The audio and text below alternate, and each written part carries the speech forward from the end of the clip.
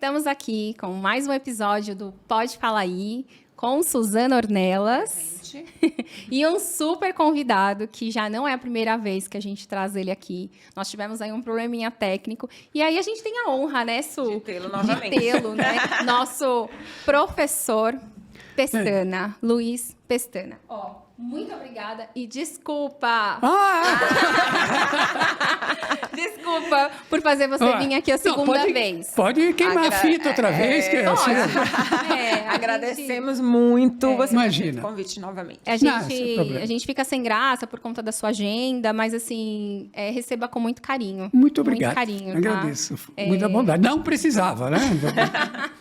Mas tudo bem. Acho que foi muito, muito importante a gente ter anunciado você, e a repercussão foi tão positiva que a gente falou, o Pestana tem que voltar logo para a gente poder gravar. Porque, assim, as pessoas colocaram assim nos comentários, ele é um mestre, ele é um professor, e você ajudou muita gente desse mercado. Então, assim, gente que eu nem tinha muita proximidade foi lá comentar e eu ficamos muito felizes, né, Su? Ficamos muito Nossa, felizes, que bom, assim. Pestana. Ai, que bacana. Eu acho que sai. É importante você saber disso. Obrigado. Então, assim, com certeza você ensinou muita gente, ajudou muita gente desse mercado de seguros, né? Acho que um pouquinho, né, de experiência. Eu era meio só. chato, né? Acho que era por isso. Mas, Pestana, obrigada. Bem nada. Foi um queria que prazer. você dividisse com a gente, contasse pra gente um pouquinho da sua história. Tá. Como que você começou, um pouquinho da sua formação, dessa sua trajetória, enfim. Começa aí pra gente, por favor. Bom, Ninguém acorda, vou trabalhar com seguros. exatamente. Eu ia começar assim. Ninguém. O que você vai ser quando crescer? Securitário. Ninguém fala. faz isso. Ninguém fala isso, né? Aham. Inclusive, até hoje, quando eu vou assinar, preencher ficha em hotel, eu não ponho securitário. Eu ponho engenheiro. Eu sou engenheiro. Então eu ponho engenheiro, fica mais fácil. Senão o cara vai olhar aqui, o que é isso, né? Que isso? Então, eu, como a maioria das pessoas que não tinham parentes no seguro, eu caí de paraquedas, né? Eu me formei em engenharia em 76 e comecei a trabalhar na indústria, né? E aí teve uma época que eu quis estudar lá fora.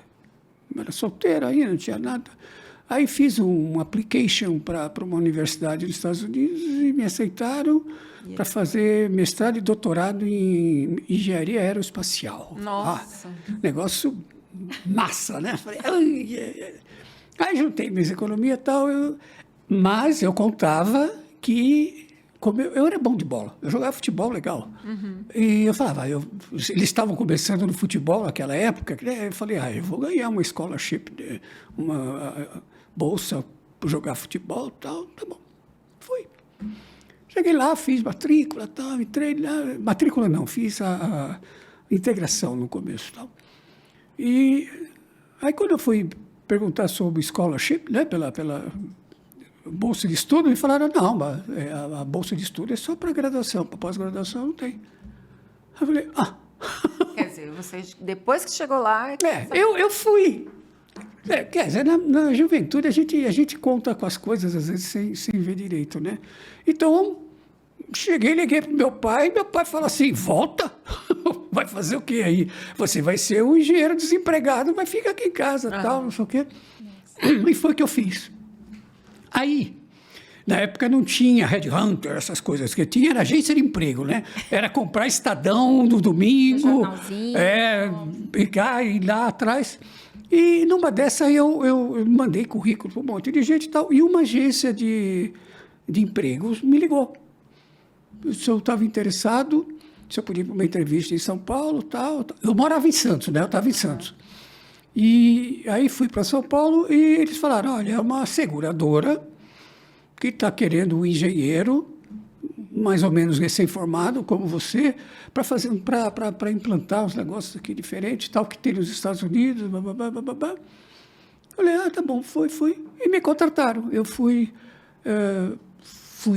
escolhido, né? Qual era a seguradora? Na época chamava Kemper, era o grupo Kemper, mas a empresa mesmo era a Lloyd Industrial Sul-Americano. Depois a Signa comprou. No fim eu virei Signa E depois eu trabalhei na Signa de novo, trabalhei 2 vezes. Mas provavelmente foi a sua formação junto com o inglês. O inglês que eu tinha. Eu você tinha que abrir umas portas. E na época, como eles queriam trabalhar com risco de engenharia, quebra de máquina, a experiência que eu tinha tido como engenheiro mecânico, os 2 anos que eu trabalhei na indústria, também me ajudou. Sim. Aí voltei para os Estados Unidos, fiquei lá um tempo fazendo treinamento e tal, e voltei, comecei a trabalhar com seguros, aí a coisa foi. Aí fui de uma seguradora para outra, para corretora e tal. E qual que foi a sua primeira função? Nessa... Eu era o engenheiro. Na época não tinha muitos nomes, né? Eu era nada. Eu era engenheiro de seguros. Mas qual era a ideia deles? Era montar uma estrutura para atender o risco de engenharia, que na época... E prevenção contra incêndio. Eu fiz também esses cursos lá de Loss Prevention, né? Então, eu era um especializado em engenharia e prevenção contra incêndio, né? Para a colocação dos riscos mais complexos. Né? Porque existe no seguro, né, de grandes riscos, principalmente de incêndio, tem aqueles riscos altamente protegidos, que eles chamam de HPR, né, Highly Protected Risks. E eles queriam implantar, já tinha alguma coisa disso no Brasil, mas a Kemper fazia isso lá fora e queria trazer isso para os clientes delas aqui e vender esse serviço para corretor. Entendi. Então, foi isso que eu comecei a fazer. Então, eu não tinha nem função, eu não era gerente, não era... Era só para entender a sua posição. Eu era o engenheiro de lá, né? Aí, depois, a gente foi trabalhando para cá, para lá e tal, e aí começa a ter um pouco de cargo, né? Uhum. Então, aí fui engenheiro de riscos, depois supervisor, não sei o quê, e fui indo, né? Então... Passei, então, da Kemper. Depois eu fui para... Harmonia. Olha o currículo. Tentando lembrar do currículo. Não, eu passei da Kemper, fui para a Signa. Tá. Para a Signa. Uhum. A Signa tinha comprado... A Signa era uma junção de 2 empresas aqui no Brasil. A Colina, né, e a Home Insurance. Mas a Signa era uma espécie de uma abreviatura de INA, com não sei o quê, Connecticut, qualquer coisa. Então, era um conglomerado. E ela aqui no Brasil, ela comprou a Kemper, a Home e a Colina. Entendi. Né? Mas eu fiquei no mesmo prédio, no mesmo salão que eu estava na Kemper. Ali na a Líbero Badaró. Então, fiquei lá. De lá, eu fui para a Harmonia, que na época era a corretora cativa da Alcoa. Então, eu comecei a trabalhar como gerência de risco. E aí você começou a ver outros riscos. Isso. Aí, comecei como gerente de risco da Alcoa. Tanto que eu fui, na época, eu fui diretor da ABGR. Na época que o presidente era o Marcos Lúcio, sim, eu fui diretor... representando a Alcoa, porque a Harmonia era da Alcoa, então... E nesse momento você começou a liderar as pessoas? Aí eu comecei a ter gente ao meu redor, me ajudando, né? E aí depois fui tão bem, aí foi legal, eu achei que foi legal. Na época, a Tudor Marsh me chamou. Aí eu fui trabalhar na Tudor Marsh, né, que era ainda Tudor. E aí fui gerente executivo. Aí foi meu primeiro cargo, assim, bonito, com uma sala.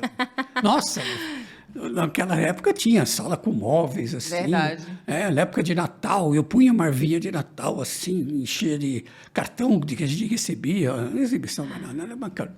Então, eu fiquei como gerente executivo da Marsh. E que é uma grande corretora, né? Agora É muito legal falar que a Marsh acaba sendo, para algumas pessoas, o sonho. Em algum momento da minha vida, eu pensava assim, eu gostaria de trabalhar numa Marsh, como uma Aon, né? Você fica com aquela necessidade, eu preciso carimbar, né? O meu currículo. Ainda não tinha Aon na época, né? Sim. E a Marsh também não tinha. O que você tinha era tudo, a Johnson Higgins, né? E você tinha Alexander, que foi a raiz da Aeon. Da Aeon. Daí, Alexander. Então, aí a Marsh mesmo comprou a Tudor e comprou a Johnson Higgins. Olha isso. Aí juntou tudo. Agora, você imagina só, né? Corinthians e Palmeiras, e agora vocês vão trabalhar juntos. Sentar, dividir mesa, não. E aí montaram o nome era JH de Johnson Higgins, Marsh McLennan. Então era G&H Marsh McLennan. Aí, e eles estavam explicando para as moças para atender telefone. Como é que alguém ia falar? G&H Marsh McLennan. Facílimo. Aí você chega, dá o cartão, com quem você vai falar? Com fulano. E qual é a sua empresa? G&H Marsh McLennan. Coitada da pessoa que tem que escrever, né? Aí, mas no fim, aí derrubaram tudo e aí ficou só Marsh, né? Mas nós já tínhamos participado, porque a Tudor ficava ali na José Guerra, atrás do Carrefour da Marginal Pinheiros. Tá. E a Johnson ficava no centro empresarial, e era maior. Então, nós fomos todos para o centro empresarial. Então, você ficou quanto tempo? Eu fiquei lá. Não, aí, dessa junção, eu não fiquei nenhum ano, porque aí a Munich Re veio para o Brasil, né, e queria alguém... tem um porém. Nesse tempo de Tudor, é que eu comecei a trabalhar com seguro-garantia. Que entrou o seguro-garantia na sua vida.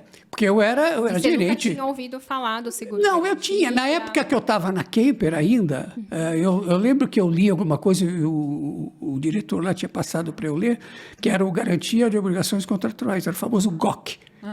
Os GOC. Era o GOC. Né? Tem gente que fala GOC até hoje, né? Você sabe da GOC, né? Garantia de Obrigações Contratuais, que não deixa de ser o seguro-garantia. Sim.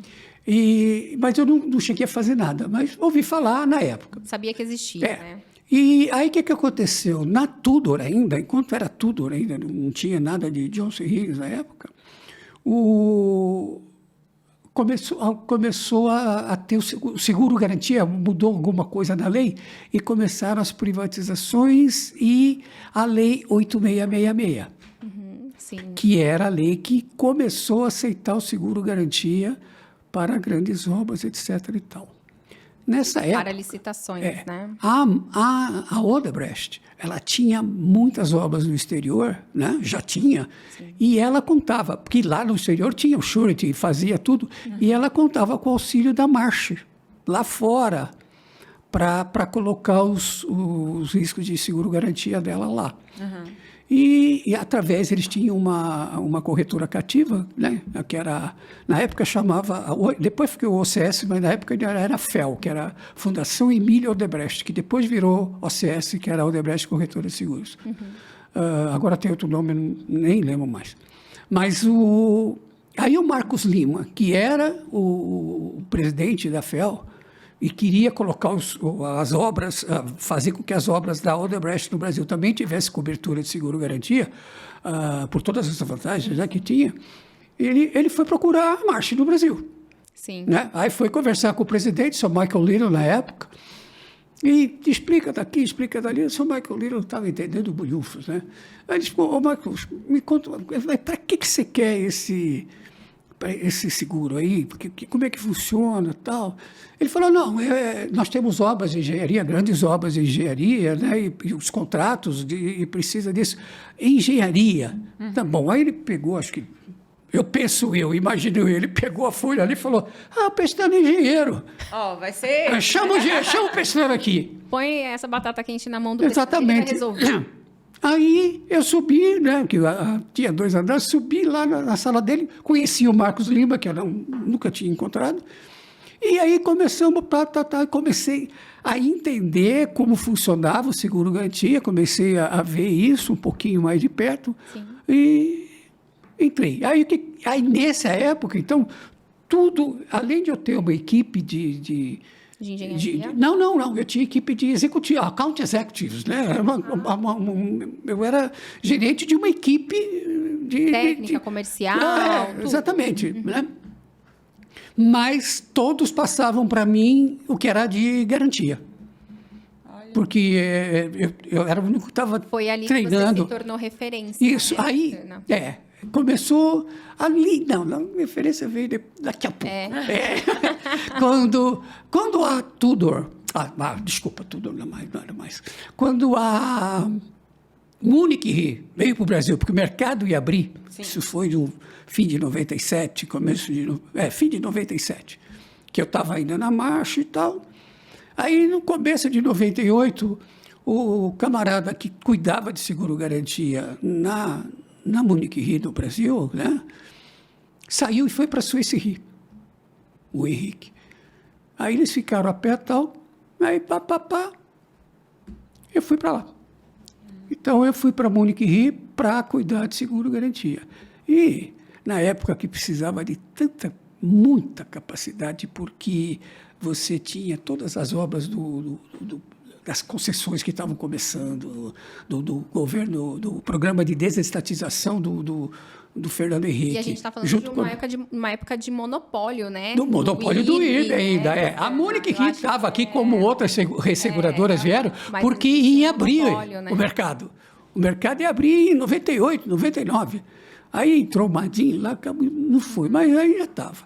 E um pouco antes disso, as seguradoras já estavam trabalhando. Eu mesmo, na marcha, já conhecia a J. Malucelli, já conhecia a Áurea, já conhecia na época era a SBF, né? Que era o seguradora de fiança, né? SBF, Seguradora Brasileira de Fiança, que era do Banco Pactual.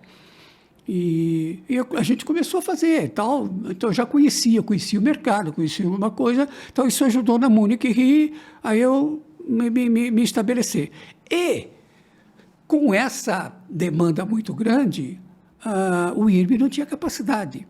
E tinha muita demora burocrática para você pedir para o IRB, atrás de resseguro, tal, não sei o quê. Então, o que o IRB fez? Acho que era porque era o Sérgio Santiago. Falou, seguradoras, procurem os resseguradores, monte a coisa e me manda a coisa feita com a aceitação deles e eu aprovo. Então, começou a fazer isso. As seguradoras já tinham algum conhecimento do mercado internacional por causa da PASA, né? A American Surety Association, que tem reuniões de todo mês, todo ano tem uma reunião lá. Então, o pessoal das seguradoras mais ou menos já conheciam as resseguradoras e começaram a trabalhar. E como as resseguradoras, algumas vieram para o Brasil, principalmente a Swiss Re e a Munich Re, então a gente começou a distribuir capacidade, analisar diretamente para as seguradoras. Qual que foi o meu diferencial que aí deu? Todo seguro-garantia sempre foi muito amarrado no seguro de crédito. No crédito, aliás, no seguro de crédito não, no crédito. Era crédito. Análise financeira. Era análise mesmo, financeira, né? era pura. E aí o que acontecia? Quando você chegava, na época que tinham as concessões, contratos milionários de concessão de 30 anos, e o poder concedente pedia um seguro-garantia no tamanho do contrato. Aí não tinha sentido isso, e como é que... Aí, como eu sou engenheiro, aí eu comecei a analisar, a tratar o seguro-garantia pelo lado da engenharia, pelo lado da construção, de ver o cronograma, de ver como é que a obra se estende. Performance. Uma análise totalmente diferente. Exatamente. Aí a gente... E já tinha estava aparecendo na época para os bancos, até para financiarem o seguro, essas obras grandes, o Project Finance. Então, a gente começou lá na Munich Re a trabalhar com esse conceito. E era uma diferença? Era um diferencial? Era um diferencial. Não tinha todo mundo que tinha não, esse olhar? Não. Mesmo uma própria Jota? Tanto que, na época... Não, eles dependiam da gente. Aí eles começaram a fazer. Então, porque aí a gente começou a trabalhar. Não vou dizer que eu ensinei o mercado, mas a gente foi discutindo como é que tinha que ser feito. Ele é modesto, ele não fala que ele é professor, ele gente não assume. Fala, não, tem que fazer assim, cronograma, tal, fluxo de caixa, a gente ia trabalhando assim. E do mercado ressegurador, nós éramos um dos poucos que aceitavam. Eu lembro que eu recebi, lá no escritório da Munich Re, 2 caras, um da Chubb Internacional e o outro da AIG Internacional, porque eles queriam saber como é que a gente aceitava, como é que a Munich Re fazia para aceitar seguro-garantia para concessão Ou de seja, 30 anos. Vocês já estavam fazendo algo Exatamente. muito inovador. A gente já estava, já estava fazendo alguma coisa, trabalhando com. Aí veio a Circular 5, que não sei se vocês lembram, a Circular 5.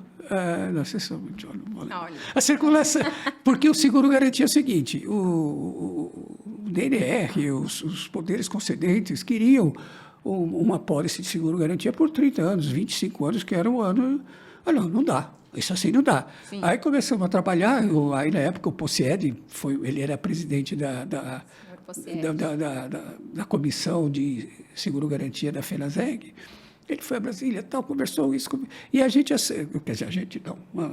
A SUSEP passou a aceitar seguro-garantia de 1 ano, 2, 3, renovável. E o grande truque que era esse. Se não renovasse, não dava sinistro na pólice anterior. Olha. Que hoje, por exemplo, na judicial, Sim. judicial assim, você emite uma judicial.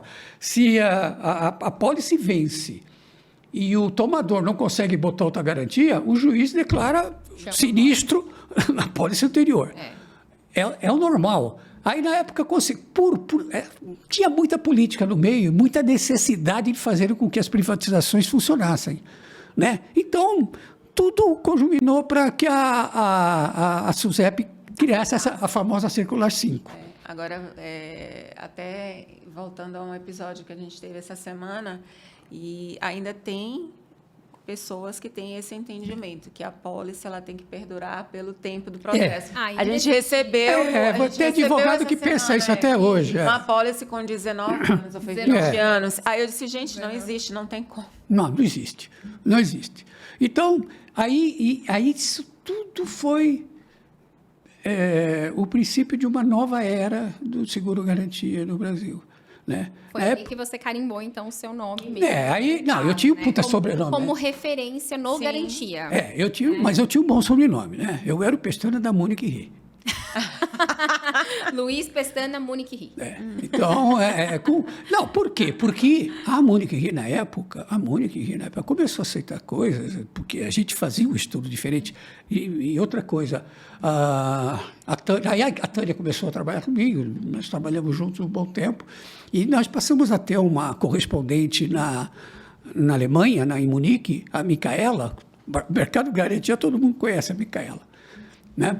E ela se interessou também. Olha. Ela comprou a nossa ideia, né? E começamos conclusão. Mas olha que legal. Fazer o diferente, né? Isso é antigo e atual. Sim. O fazer diferente, no sentido de você pegar um risco, pegar um cliente, entender a demanda, analisar. Né? Porque, às vezes, a gente... o não é fácil. Sim. Né? Eu lembro, uma vez eu falei para o cara, antes da Micaela, tinha um outro alemão lá, que eu perguntei para ele, porque era tudo facultativo, né? Falei, se eu não te mandar nada, ele falou, vai ser uma maravilha. Ele queria ou não, inclusive. Não, porque nós tínhamos muitos facultativos. E facultativo, tinha que passar para eles, nós não tínhamos autoridade nenhuma. Sim. Não tínhamos caneta aqui, tinha que mandar tudo para eles. Né? Teve um ano, se a Tânia estiver ouvindo, ela vai lembrar. A Tânia é famosa, né? A Tânia a gente podia chamá-la. A Tânia, aceita, quem sabe, né? Contar a história dela, ela é famosa. E é uma boa menina. Mas para mim ela vai ser sempre menina, né? É que foi treinada por você. Ela começou lá na Mônica com 19 anos, ela era estagiária e tal. Bom, isso não interessa. Aí, a gente começou a dar muita capacidade. Muita. Sim. Assim, a Munique Ri era meio chata para aceitar, mas quando aceitava, 40%, 50%, 60% do risco. Então, e outra coisa, ganhou muito dinheiro, porque não dava sinistro. Aí todo mundo começou a se interessar, porque que a Munique, vamos fazer e tal. Ninguém tá louco, né? Não é instituição de caridade, se eles estão a gente foi dar palestra, a Tânia e eu demos palestras de como que a gente fazia algumas coisas no IRB. Pro IRB. Que interessante. Pro IRB eu lembro que o Sérgio Santiago falou assim, Pestana, eu vou começar a aceitar, porque eu estou cansado de ver vocês ganharem dinheiro. E nós não ganhamos por causa dos estatutos, por causa protocolos deles, né? O IRB tinha as limitações, né, deles. Mas né? ele repassava problema. Sim. Aí o IRB passou a ter contrato de resseguro, a Munique Rio passou a ser líder do contrato de resseguro, né? Então, tudo cresceu. Tudo cresceu bastante, né? Então, E aí, depois dessa sua trajetória do Garantia ali dentro da Munique, né? Aí eu fui... Da Munique Rio eu tive uma passagem rápida pela UBF. Ah, UBF. Eu saí da Munique Rio para ser o diretor comercial da UBF. Você se identifica mais como técnico ou como mais comercial? Olha, eu sempre fui técnico, né? Eu sempre fui técnico, mas... Você iniciou no seguro como sempre técnico? como técnico, sempre vendo risco, analisando tecnicamente. Mas eu era muito usado comercialmente. Sim. As pessoas me pegavam pela mão, Levava na visita. Faz tal, papapá, né? Então, eu sou... Aí eu passo a ser comercial, aí eu vendo bem o produto que eu conheço tecnicamente. Mas eu acho Certo. que o Garantia, o diferencial do Garantia é justamente você ser um técnico comercial, um comercial técnico, não sei qual nessa ordem, mas por quê? Por conta dessa parte da análise financeira, que você já consegue entender ali um pouco do risco, né? Para você ajudar a viabilizar a operação.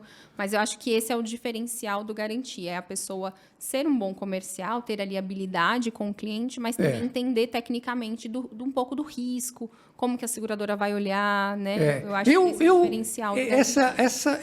Essa situação que você se referiu, eu acho que ir lá e explicar para o cara vender tecnicamente, depois atender, tudo, não tem problema. Agora, pegar o telefone e ir atrás, prospectar cliente...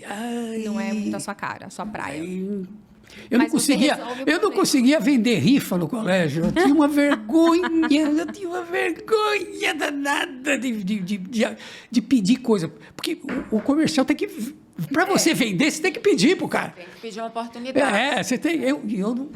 Mas aí você foi e virou um diretor comercial. Eu fui para ser diretor comercial porque eu tinha uma ideia de comercial não venda. Tá. Que eu falei, o diretor comercial... Tem uma equipe. Não é um diretor de vendas. Não, é um diretor... Tem estratégia, tem desenvolvimento de produto. Era com esse... A equipe é que ia para a venda direta. Exatamente. Ficar na retaguarda e na estratégia. Então, eu tinha uma superintendente e os accountants, né? Então, muita gente dessa época agora está lá em cima. Tá, né?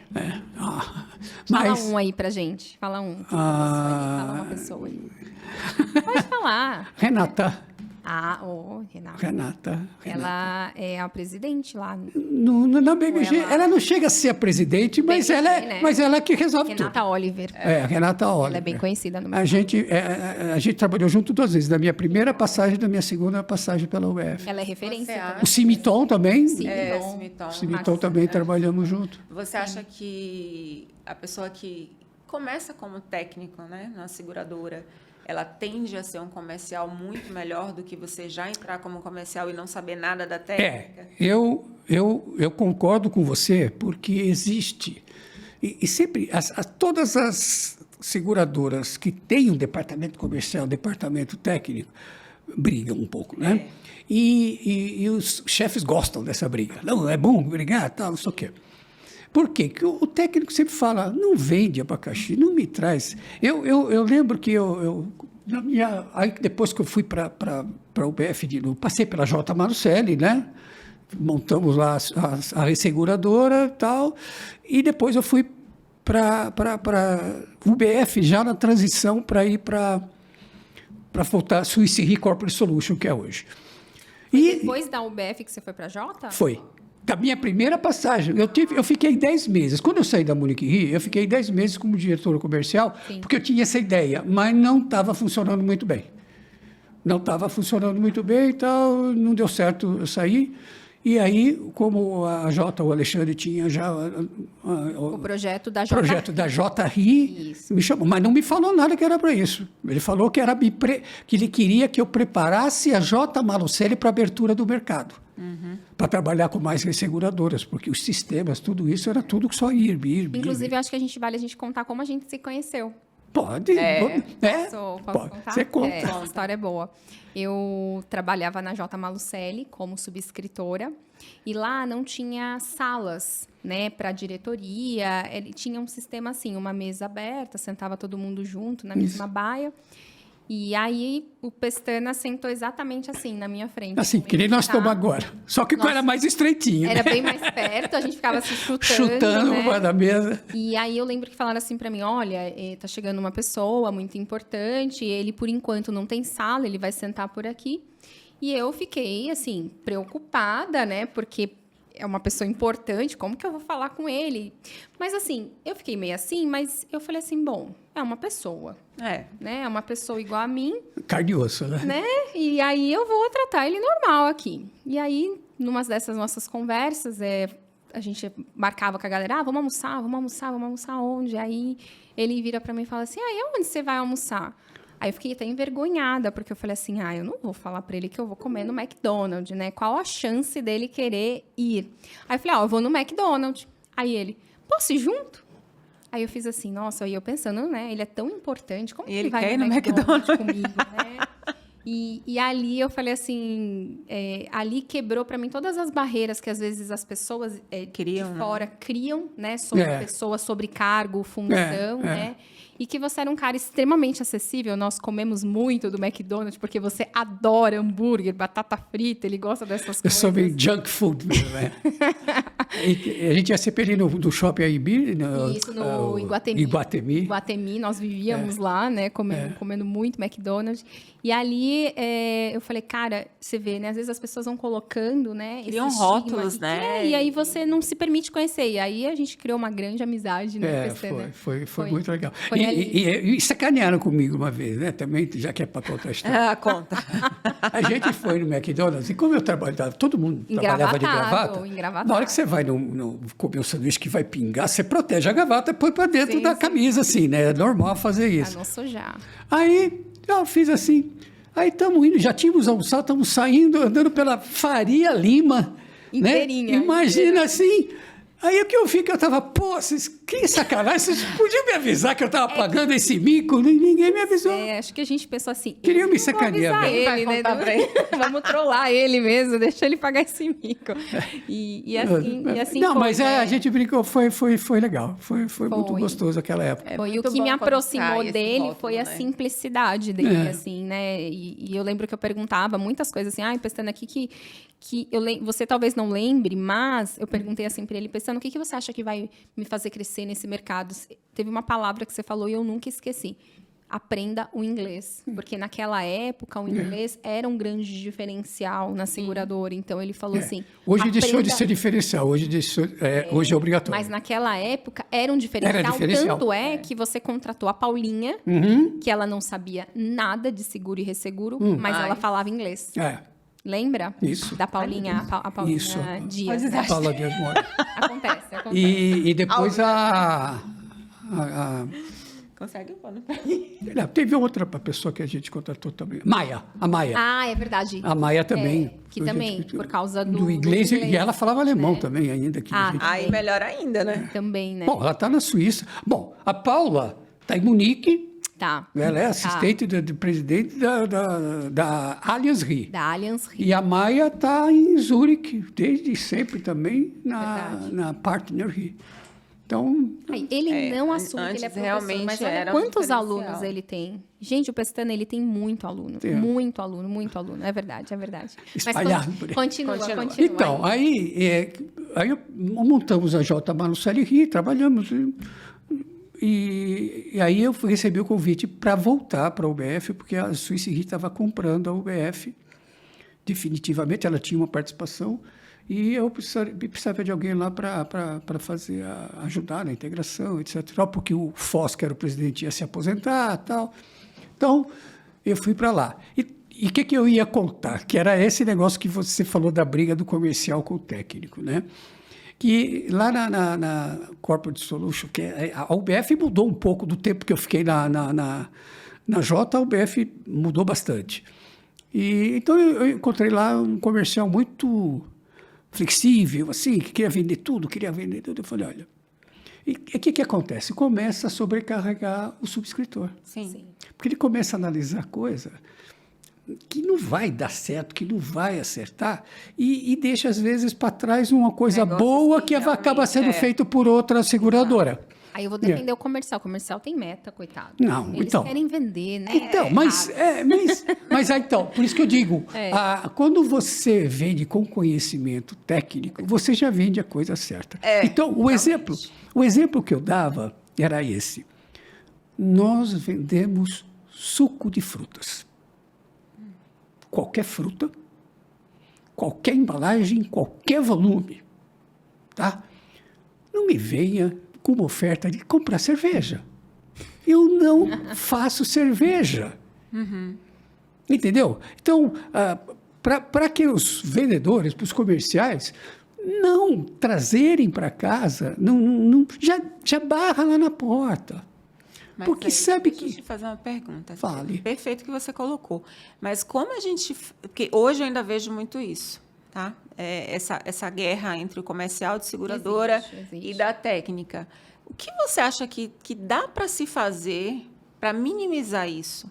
Para que o subscritor não perca muito tempo analisando coisas que não vai virar, que o comercial seja mais assertivo, até porque todas as seguradoras hoje, o quadro de funcionários, cada dia que passa, está menor. Reduzido. Né? As metas são absurdas, o quadro de funcionário muito pequeno, e aí ou você manda uma demanda e cai no tempo, né? No limbo, negócios que talvez pudesse virar mesmo, ou aquilo é analisado, é negado, e o que de fato deveria passar não passa. Exato. Isso é uma guerra, né? Acho que para todos os corretores. Em todos os ramos, né? E isso não é só de seguro-garantia, é todos os ramos. Você acha que talvez um treinamento melhor para a área comercial, Perfeito. trazendo a realidade da subscrição para a área comercial, não seria algo que iria resolver? Exato. Acho que E é que tem muita gente fazendo isso já. 90% dos problemas. Vocês vão dar um curso para os seus tomadores? Sim. Para quê? Para ensinar o seu cliente Ele está comprando. o que ele comprar, tal, etc. exato. E tal. Como comprar. E a mesma coisa, o comercial tem que saber explicar para o corretor que não sabe, às vezes vai pegar corretor que sabe mais que ele. É Verdade. É verdade. Pega as corretor que sabe mais que ele, mas muitas vezes o corretor não sabe e entrega. Dá para fazer isso? Não dá. Então, tipo assim, dá um exemplo, PL negativo, do garantia, o patrimônio líquido negativo. Bom, não traz, gente, não vai passar no cadastro. Porque tem que passar no cadastro ainda. Então... Ou, se quiser tentar, traz com algum outro argumento. Algo a mais que talvez a subscrição não olhe, não Eu veja. acho que hoje em dia as seguradoras também estão muito mais abertas a, por exemplo, assim, a empresa está numa situação em números ali. Sim. Estão saindo um pouco do papel, estão indo para os sócios, estão pedindo imposto de renda dos sócios. Eu acho que mas isso é muito assim, quando a necessidade chega, né? Isso. Então, por conta da Lava Jato e depois da pandemia, né, a coisa foi muito parecida, muito junto assim, todo mundo passou por dificuldade. Então, se você fosse ser muito rígido, nenhuma seguradora ia aceitar o cadastro de nenhum tomador. Não, é verdade, com Entendeu? certeza. Então, forçou as seguradoras a olharem de uma outra forma. Forçou. Hoje, a análise de crédito ela está mais sofisticada.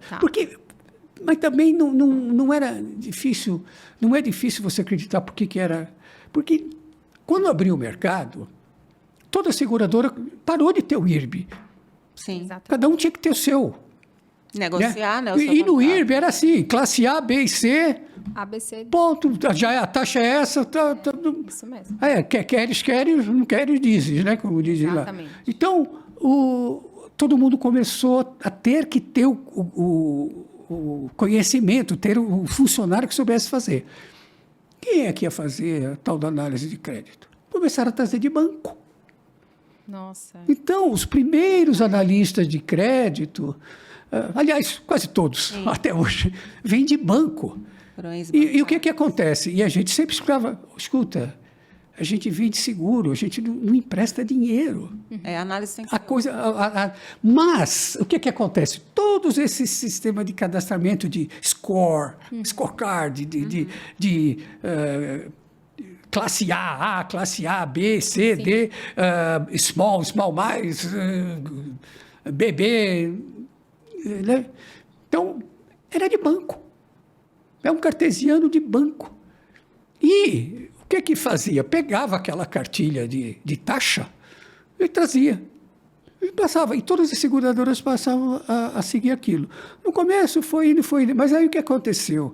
Começou a ter concorrência. É isso que eu ia falar, porque eram poucas seguradoras. Sim. Hoje a gente tem quantas? 36. garantia? Hoje tem vários. Eram 4, né? Até quem não tá quem não estava. Tá querendo. atua, E aí tá todo querendo- mundo é. teve que se reinventar, É. né? Inclusive, né? Porque hoje você tem lá a tecnologia na ponta que te libera, Então, você consegue emitir na Então, ponta. o que aconteceu com muita frequência, com muita gente? Faz o cadastro, lembra? Limite taxa. Tá. Mas aí a taxa tá baixa, a outra seguradora está dando uma taxa menor.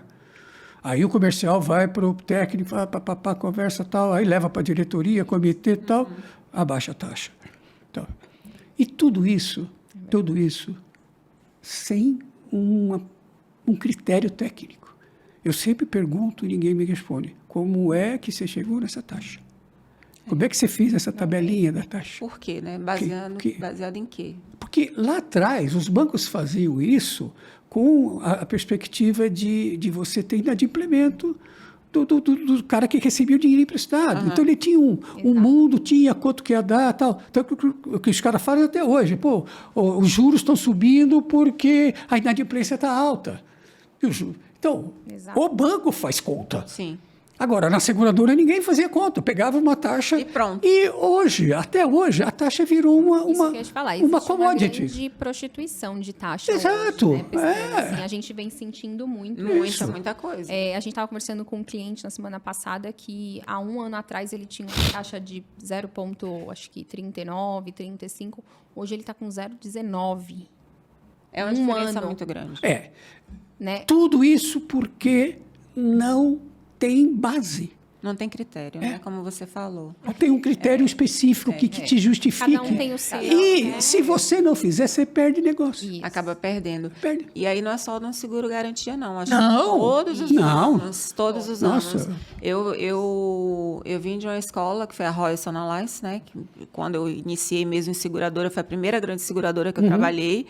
E a gente trabalhava com riscos complexos, né? E é muito engraçado, porque os riscos que em 2008, 2007, 2008, 2006, 2007 e 2008, né, na minha região, que era a Bahia, os grandes riscos que nós tínhamos na época de farmacêutico, indústria, químico, hoje, essas mesmas apólices pagam valores muito pequenos de seguro. E, às vezes, eu me pego pensando, gente, o que mudou?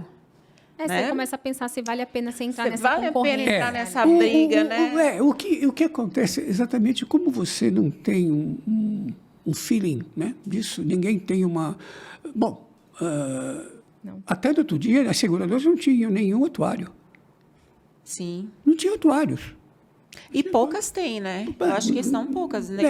Algumas têm. Sei. Eu, por exemplo, na época da Jota, eu queria contratar uma atuária. Até chegamos, ela foi aprovada e tal, aí depois o Alexandre falou, não precisa, etc. e tal. Quando eu fui para a Suíça Re, a primeira coisa que eu fiz foi trazer. Inteligente. A Tabata, não. Quem é? Ai, vocês estão me deixando nervoso. Ah, não. Relaxa. Imagina.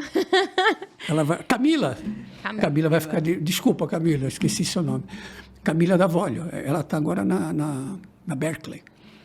Ela começou ali no resseguro com a gente fazer, porque a gente dependia muito de outros, né? E falou, o cara não vai fazer minha nota técnica, ele vai copiar de alguém, vai fazer, ele não está aqui, ele não toma café com a gente, ele não almoça com a gente, ele não tem... Eu acho que faz toda a diferença. Né? Então começamos a ter... Aí depois outras empresas começaram a ter atuários também. Tem várias empresas que têm várias seguradoras, não são todas.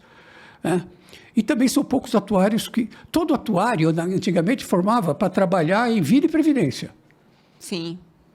Ou com saúde, né? Saúde, isso. Saúde. Vida, previdência e Saúde. Então, agora você tem. E o atuário hoje faz muita necessidade, você tem muita necessidade, principalmente por causa dos portais. Porque o portal, ele está aí para fazer rápido. Ele porque o prêmio é tão pequeno que não vale a pena passar pelo subscritor, nenhum ramo. Então, vai tudo pelo portal. Então, você joga lá uma taxa, aí não está vendendo, diminui, tal. E é a famosa subscrição atuarial. Sim. Você faz a carteira funcionar, apertando aqui, ajeitando aqui, acertando lá. Agora, Entendeu? assim, só fazendo um gancho aqui.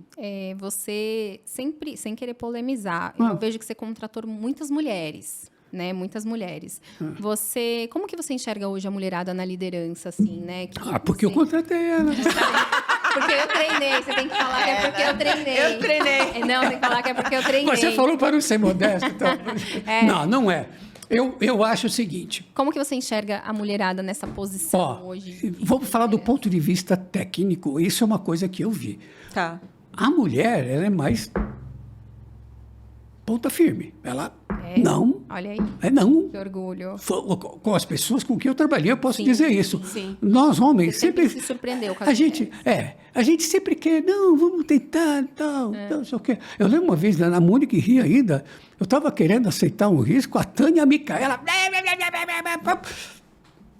Tá bom. Não, vocês ganharam. Exatamente. Foi um 2-1, com sabor de goleada aquilo. Né? Então, a mulher é mais concentrada no trabalho. Olha que legal. Isso eu estou falando de experiência minha, tá? Do que você viveu. Do que eu Por isso que vivi. eu estou falando sem polemizar. Não que eu não tenha trabalhado com homens também, claro. né? Mas... Você teve boas experiências com as mulheres tive. abaixo de você, na sua equipe? Eu sempre tive... Comprometimento, entrega. Mas eu sempre tive muitas meninas comigo, muitas mulheres comigo mesmo. Porque elas são mais atenciosas, elas são mais... Olha aí, mulher. Cuidado. Isso é legal, Cada dia que passa, a gente vê mais mulheres liderando. Não, você tem aí o pessoal, tudo, a própria Camila lidera aí o Só Segura, Sou Segura. Sou Segura, né? Sou Segura. Então eu acho que a questão da mulher é isso. Agora, a Paula da Munique também vai brigar comigo agora. Quando nós estávamos... Conta as fofocas aí de mercado. Nós estávamos na Munique Rio e precisávamos contratar mais uma pessoa, porque só eu e a Tânia não estávamos dando conta, tal, não sei o quê. Aí fizemos várias entrevistas, tal. Aí estava entre ela e o rapaz. Né? Aí quem que ia decidir? A Tânia, eu e o CFO. Votação ali. E os dois votaram na Paula e eu votei no rapaz. Nem sei quem é. Aí, mas por que você votou? Eu falei, olha, por isso que você falou, olha, já estou trabalhando com a Tânia, vou para trazer outra menina aqui, então vão dizer que estou contratando porque é mulher. Então, mas os outros dois votaram nela, eu falei, bom, vai ter mais uma mulher na equipe, mas ela é excelente, ela realmente é uma excelente, e ela brinca até hoje comigo, a gente sempre se encontra, ela brinca comigo, você não queria me contratar. Olha, mulher eu não fui sua primeira, mas foi isso mesmo, aconteceu isso, até porque eu tinha esse receio, falou, né, mas não existe isso. Você tem homens bons, mulheres boas, mas para determinadas funções, a mulher, eu acho a mulher mais cuidadosa, ela é mais mais detalhista, né? Isso, e mais firme. Olha que legal. Ela não é muito bom. O homem sempre vamos ver. Porque a gente como é que é uma roda de amigos de homens? Sempre um querendo quebrar o galho do outro, querendo fazer isso, fazer aquilo. A mulher, aquela história, tem uma coisa muito bem. Se eu chegar numa festa, tiver um homem com a camisa igual a minha, eu falo, tudo bem. Não sei o quê. Se tu chega com o vestido igual a da outra... Não chega nem perto. Não vamos tirar nem foto. Então, essa camaradagem que existe entre os homens, que não tem muito entre as mulheres, faz com que a mulher seja mais... ou menos camarada, vamos assim dizer. Sim. Ela embora todo mundo diga que a mulher é mais emocional, não sei o quê, mas ela nessa hora não deixa a emoção tomar conta, não. Ela é bem técnica. E todas as mulheres com quem eu trabalhei tinham esse detalhe de ser... Bem... Então, Ponta firme. Não, ponta firme, todas elas. Mas continua a sua trajetória, só fiz um parênteses. Bom, mas demorou, né? Então, aí eu fui para a Suíça Re, fiquei lá 2 anos. Sim. De lá eu fui para Terra Brasis, resseguradora, porque foi quando a gente voltou a se encontrar. Voltamos a nos encontrar. Você estava na Na Invest. Investprev. Invest Isso mesmo, Prev. estava começando a operação lá. E a Terra Brasis dava suporte. A gente teve... Exatamente. E aí a Paula foi E para a lá. Paula foi junto comigo. A Paula foi para lá. Eu, a Paula e o André Lazari, que a Isso. gente começou lá a operação. Tinha... bons tempos aquilo. Bom. Ali na Bandeira Paulista, né? Bandeira Do escritório. Paulista, perto da escritório. Tabapuã. Isso. Isso. Então, aí fiquei na Terra Brasis, depois da Terra Brasis, aí eu fui para a Fator. Na Fator. Aí fiquei diretor técnico da Fator e durante uns 4 anos, mais ou menos, lá. Ficou bastante tempo. Fiquei. Foi. E depois a Investprev, que virou Cover. Virou cover. Né? Aí depois eu fui trabalhar com corretor e agora estou como consultor. Né? E como todo mundo diz, o consultor é apelido de desempregado. Ah, Né? então isso é legal, para É. falar do É. seu momento, né? O que Do que seu você momento tá- atual. O que você está ainda... Porque assim, eu acredito, Pestana, que você ainda é contribuição para o mercado de seguros. mas tá? eu Eu tenho- acredito. Eu tenho um experimento, uma experiência minha que me ajudou bastante. Quer dizer, me ajudou não, me levou até essa conclusão. Nessa fase de desempregado, eu passei por alguns processos de seleção, que eu fui em todos. Eu perdi para pessoas que trabalharam comigo, que têm muito mais jovens do que eu. Tá. Então, eu acho que tem acontecido isso.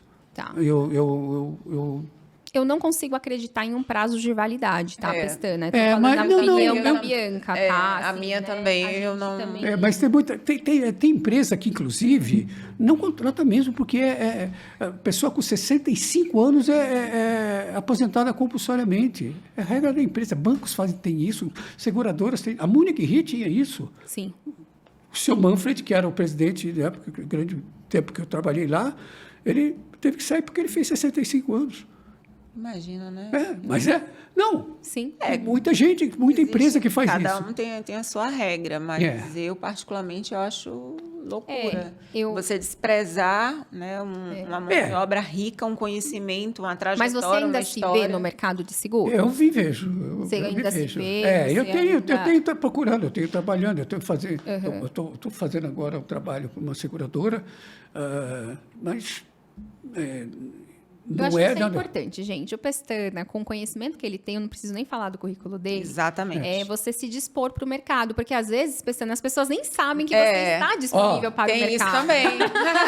Eu já tive, e para você ver que interessante, eu já me candidatei, atualmente, agora, nos últimos meses, semanas, eu me candidatei para dois cargos que eram nível abaixo do que eu teria capacidade, mas aí todo mundo falava, não, mas é muito pequeno. Eu falei assim, mas é melhor do que nada. Eu quero trabalhar, né? quero voltar Eu não trabalhar. faço questão de ser diretor, superintendente, ser nada. Eu quero trabalhar. A gente Eu quero fala trabalhar. isso, que chega uma época da vida profissional, né, Pestana, que a gente não está querendo cargo. O cargo. Né? A gente não não. está querendo cargo. Quer ser útil, Isso. trabalhar. Exatamente isso, exatamente isso. Então, eu acho É que o que a gente pensa hoje, né? E eu já tive 2 casos. E é gozado que nos 2 casos eu recebi. Eu morro de rir. Porque vem aquelas cartas padrões do RH, né? isso. Então, Parabéns, você passou a proposta. No meu é o contrário. Mas é que o seu perfil, o seu background, não falei. O meu background não. Não está dentro? Né? Para uma colega que trabalha na empresa que me escreveu isso, falei: podia me chamar de feio, de gordo, de velho, agora dizer que eu não tenho Nossa. background. Mas é pra aquela procura. cartinha padrão, com certeza. Ctrl-C, Ctrl-V, né? Que é horrível, né? Mas é a tua história. Foram 2 casos que falaram, você é muito areia para o teu caminhão. Você tem capacidade de muito, né, ainda. Mas E nisso, eu fico sem nada. É. E ainda falei para uma das falei, escuta, quem decide sou eu, se eu quero Sim. trabalhar mais embaixo, mais em cima. A opção tem que ser sua. Não. Então, a gente tem que divulgar nas redes sociais. Olha, a sua disponibilidade, Sim. né, para Por o favor. mercado. Eu acho que a gente tem que usar bastante esse vídeo, né, Pestana? Porque Isso, quem com tiver um certeza empreguinho aí, eu estou aceitando. é um professor. A ideia né? realmente um professor. essa. É. A ideia era justamente isso. Eu acho que eu ainda tenho bastante para... Claro, eu não tenho a validade que tem uma mulher ou um homem de 40 anos. Né? Sim, Eu estou com 30 anos a mais. Né? Eu vou durar menos na empresa. Mas eu tenho a condição de, durante esse tempo, treinar e criar o meu sucessor. Exatamente. Né? Perfeito. E a Eu tenho- bagagem, a experiência. e ajudar nas outras coisas, né? Mas tem muito pouca gente que enxerga dessa forma, né? Tem muito pouca gente que enxerga dessa forma e eu não posso negar, porque também, até eu, já põe entre o cara e vai ser mais rápido, vai ficar menos doente, vai faltar menos, porque é velho, vai ter dor de barriga, não vai trabalhar. Você entendeu? Então, você começa, do ponto de vista quantitativo, tal, você pode ter esse pensamento, que pesa mais do que... Pequeno, né? Mas cada um tem o seu. Não tem certo e errado, não- né? Não. A gente sempre Falei, fala disso. a gente sempre fala, são pensamentos diferentes. Isso. O certo e Pontos errado de vistas interessantes. que nem, por exemplo, né, a gente quando normalmente fala briga de marido e mulher, a mulher fala, você tem sempre razão. Sim, porque se eu não achasse que eu tenho razão, nós não estávamos brigando. Eu tinha concordado com você. Não tinha briga, né? Se você briga é porque um não concorda com o outro e acha que tem razão. Porque se eu não achar que tenho razão, eu não vou brigar. Eu vou falar, não, então não, fica aí. Uma coisa que eu gosto muito, principalmente na nossa empresa, é de fazer essa mistura. Nós temos pessoas mais velhas Sim. com pessoas muito mais jovens. O último que a gente contratou tem quantos anos? 20? Ah, o Gabriel. 20 a 21, uma coisa assim. 20. E temos pessoas muito mais velhas que têm uma experiência, uma bagagem que só de olhar Muito bom. já responde o que a gente precisa saber. E ele, por sua vez, tem todo o gás de quem está começando agora você- e aprende tudo que a gente passa de uma maneira, né, diferente. E eu acredito muito na... A mescla seria ideal. Eu tenho uma outra coisa também que eu acho que é importante, mesmo a gente tendo esse negócio de concordar, não concordar, né? Eu lembro, vou citar a Tânia de novo, eu falava para ela, Tânia, não é porque eu sou seu superior que você tem que aceitar tudo que eu falo, não. Né? Então, Agora sim, Senão Pestana, seria um Vamos- robô, né? vamos- tenho mais duas perguntas só para finalizar aqui. fala. Você é um cara que, na minha visão, você sempre você faz uma gestão humanizada. Né? Você é um cara que divide conhecimento, gosta de ensinar as pessoas. Para mim, sempre foi uma referência, o jeito com que você verdade. trata as pessoas, né? Você consegue perceber e falar aqui, dar algumas dicas para as pessoas terem uma liderança, assim, que seja inspiração, né? Porque a gente vê hoje aí muitos problemas com os líderes, liderados. O que você daria de dica? O que você trouxe? O que você, nessa sua jornada, né? O que Primeiro, você eu aplicou? primeiro tenho que colocar para vocês que tem gente que não gosta disso. Não gosta de ser líder. Você tá Não, falando de não. Que o seu líder seja assim. Ele prefere, por exemplo, vamos supor, o presidente da empresa e o gerente, o superintendente. Né? Eu já ouvi falar assim, você é um mentor, você não é um líder. Sério?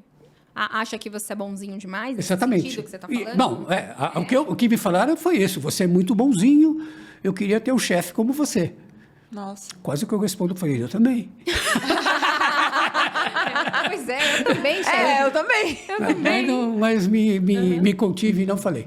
Mas esse é tudo ponto de vista. Né? Então, Entendi. agora, eu tenho isso. Né? Eu cheguei onde eu cheguei, conquistei algumas posições sendo assim, desde sempre. Né? Eu também. E, agora, é meu pai. Entendi. Foi meu pai. Meu pai criou meu irmão e eu assim. Meu irmão é a mesma coisa. Foi o exemplo, né? que Foi, você vê, a gente é criado assim, meu pai sentava, conversava sempre, nunca foi um pai autoritário e tal. Então, veio geneticamente isso para mim, né? E eu passei a trabalhar Você assim. foi aplicando. Eu fui aplicando. Eu gosto de conversar. Minha mesa sempre tinha gente conversando para jogar a conversa fora. E às vezes 80% ou mais do seu tempo como líder, você está gerenciando e administrando conflito de pessoas. né? Uma coisa que eu nunca dei um piti. Nunca. Nunca eu cheguei para um funcionário e dei um esfrega nele daquele. Nunca. Nunca. Nem pensar, então, em fazer isso na frente de todo mundo. Né? Quando nós temos uma reunião, que alguém fala alguma coisa errada que eu preciso corrigir, eu espero a reunião acabar, depois eu vou lá com o cara e converso. Tete a tete. Para não expor a pessoa aos demais colegas. Né? Faço isso com erro de português também. É verdade. Não, perfeito. Eu corrijo. Tinha pessoal que me chama de professor Pascoal. É a liderança que eu acredito. Então, essa liderança eu que nós acho, acreditamos. eu acho que existem as duas. Tem o líder mais chicotinho, né? E tem o líder mais conversador, mais mentor, né? Claro que eu acredito do jeito que eu trabalho, né? Sim. Porque eu acho que você consegue ter mais sinceridade, o teu colaborador se abre mais com você, ele te compra conta, a sua ideia. Ele vai ser mais verdadeiro, ele não vai te enganar. No dia que ele não tiver afim, mas ele vai te falar, ele vai dizer, olha, isso aqui não está dando mais para mim.